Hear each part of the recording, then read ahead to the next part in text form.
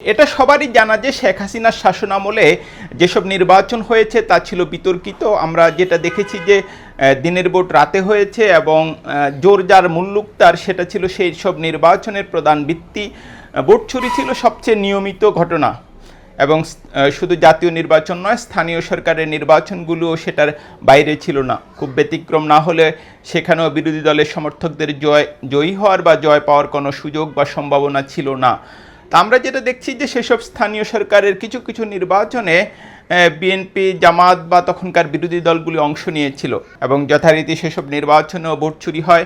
তবে সেই সব নির্বাচনের কিছু কিছু নির্বাচন এখন আবার আইনি পর্যালোচনার মুখোমুখি হচ্ছে। যেটা আমরা দেখছি যে সেই সব পর্যালোচনার ক্ষেত্রে নানা রকম যাত্রা দেখা যাচ্ছে আর কি, ভিন্ন ভিন্ন যাত্রা আমরা দেখছি। যেমন চট্টগ্রামে যেটা হয় যে ডক্টর শাহাদাত হোসেন, বিএনপি নেতা, নির্বাচনী আদালত বা ট্রাইব্যুনাল তার পক্ষে রায় দেয় এবং তাকে চট্টগ্রাম সিটি কর্পোরেশনের মেয়রের দায়িত্ব দেওয়ার জন্য নির্দেশ দেয়। আমরা যেটা দেখি যে নির্বাচন কমিশন সে রায় মেনে নেয় এবং কোনো রকম আপিল করে না। নির্বাচন কমিশন গেজেট প্রকাশ করে এবং স্থানীয় সরকার মন্ত্রণালয় ডক্টর শাহাদাত হোসেনের দায়িত্ব গ্রহণের ক্ষেত্রে কোনো রকম বাধা তৈরি করে না।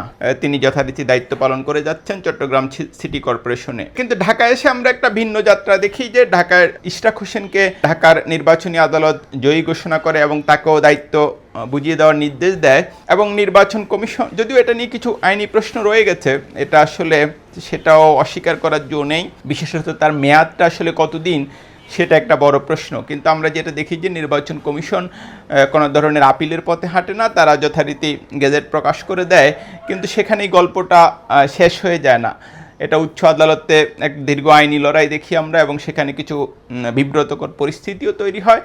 কিন্তু শেষ পর্যন্ত যেটা হচ্ছে যে সুপ্রিম কোর্টের আপিল বিভাগ কিছুটা উষ্মা প্রকাশও করে নির্বাচন কমিশনের ভূমিকা নিয়ে এবং এই ব্যাপারে সিদ্ধান্ত নেওয়ার ভারটা তারা নির্বাচন কমিশনের উপর ছেড়ে দেয়। নির্বাচন কমিশন যেটা পরে বলেছে যে তারা যে আগে গেজেট প্রকাশ করেছিল সেই গেজেটটা যেহেতু আদালত বাতিল করেনি, গেজেটটা বহাল আছে এবং শপথ দেওয়া তো তাদের দায়িত্ব না, তাদের দায়িত্ব হচ্ছে গেজেট প্রকাশ করা, তারা সেটা করেছে এবং গেজেটটা বহাল আছে, এটা তাদের মতামত। কিন্তু আমরা যেটা দেখি যে স্থানীয় সরকার মন্ত্রণালয় তাকে শপথ দেয়নি এবং দীর্ঘদিন ধরে ইশরাক হোসেন এটা নিয়ে আন্দোলন করে আসছেন। ইশরাক বলতে ওনার সমর্থকরা, বিএনপি নেতা কর্মীরা। এবং এক পর্যায়ে আমরা যেটা দেখি যে প্রধান উপদেষ্টার বাসভবনের সামনে যমুনার রাস্তাও তারা অচল করে দেয়।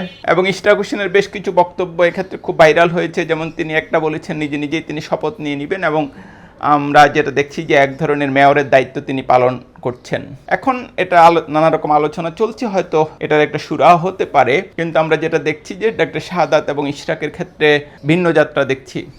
এবং আমি ব্যক্তিগতভাবে মনে করি যেহেতু নির্বাচন কমিশন আপিলই করেনি এবং আদালতের রায়টা প্রশ্ন থাকুক যাই থাকুক, এটা তো আদালতের আদেশ এবং সেই কারণে তাকে শপথ দেওয়া উচিত ছিল। এটাই আইনের শাসনের কথা। মুফতি ফয়জুল করিম ইসলামী আন্দোলনের অন্যতম প্রধান নেতা। আমরা যেটা দেখি যে বরিশাল সিটি কর্পোরেশনের নির্বাচনে আওয়ামী লীগ শাসন আমলে তিনি অংশ নিয়েছিলেন এবং ছবিটা হয়তো আপনাদের কারো অনেকেরই মনে আছে যে তার উপর হামলা হয়েছিল ভোটের দিন এবং তিনি রক্তাক্ত হয়েছিলেন। সেখানেও ইসলামী আন্দোলনের প্রার্থী বিতর্কিত নির্বাচন বা ভয়কট যেটাই হোক হেরে যান। সেখানেও একটা আইনি লড়াই হয়েছে, কিন্তু যেটা হচ্ছে আদালত ওনার আবেদনটা খারিজ করে দিয়েছে।